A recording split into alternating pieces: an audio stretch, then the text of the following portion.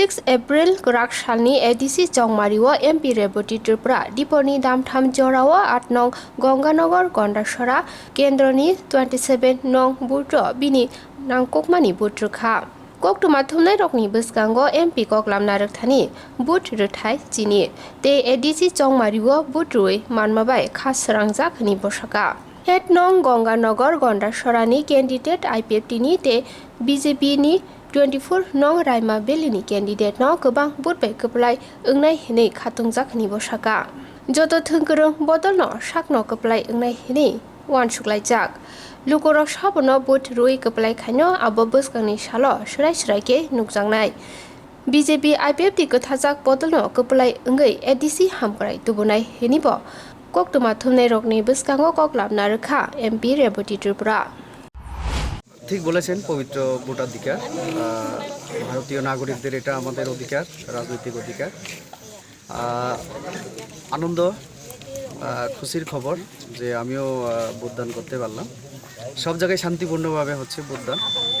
আমিও শান্তি এবং উন্নয়নের জন্য ভোটটা দিলাম আচ্ছা দলীয়ভাবে আপনার 8 এবং 19 মানে 24-এ দলীয়ভাবে প্রার্থী কি আপনার দলীয়ভাবে তো আমাদের আর কি আমাদের এলায়েন্সের একটা আছে 8 নম্বর গঙ্গানগরের মধ্যে জীবনজয় দিয়ে আর প্রতিরাম ত্রিপুরা তো যেটুকু আপনার খবর আছে তো নিশ্চয়ই যে আপনার এই অনুকূল টাকার দিকে যাবে আমি তো আশাবাদী যে আমাদের একটা আমাদের 8 নম্বর এবং 24 নম্বর দুইটাই আমাদের অনুকূলে থাকবে যে নির্দল একটা পার্টি যে পার্টিটা বিজেপি ছিল 24-এ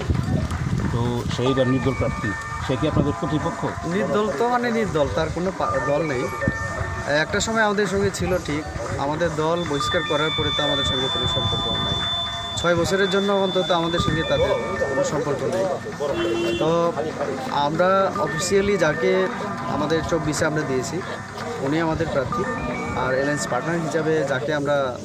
এদিকে জীবনজয় রিয়াং আর প্রতিরাম ত্রিপুরা দুইজন আমাদের জোটের প্রার্থী আপনাদের প্রতিপক্ষ কি প্রতিপক্ষ আমি তো কাউকে দেখছি না এখন তাদের মধ্যে লড়াই হচ্ছে কেউ বলছে সিপিএমরা আমাদের প্রতিপক্ষ হিসেবে থাকার চেষ্টা করছে কেউ বলছে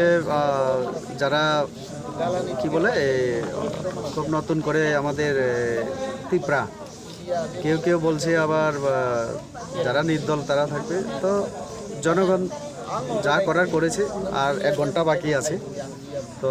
আমাদের সরকার হচ্ছে এটা আমি বলতে পারি আর আমাদের সরকার হলে বিজেপি আইপিএফটি আমরা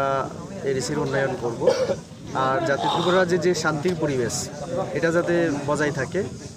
আমাদের মধ্যে সম্প্রীতি এটাও যাতে থাকে কারণ সামাজিক সম্প্রীতির দরকার আছে অনেক ধর্ম অনেক সম্প্রদায়ের মানুষ আমরা আছি যদি সেই জায়গায় আমাদের মধ্যে বিভেদ তৈরি হয় আমাদের উন্নয়ন সম্ভব তো উন্নয়নের জন্য যেমন শান্তি দরকার শান্তি থাকলে উন্নয়নও সম্ভব তার জন্য আমাদের সামাজিক সৌহার্দ্যপূর্ণ পরিবেশ আমাদের ধরে রাখা দরকার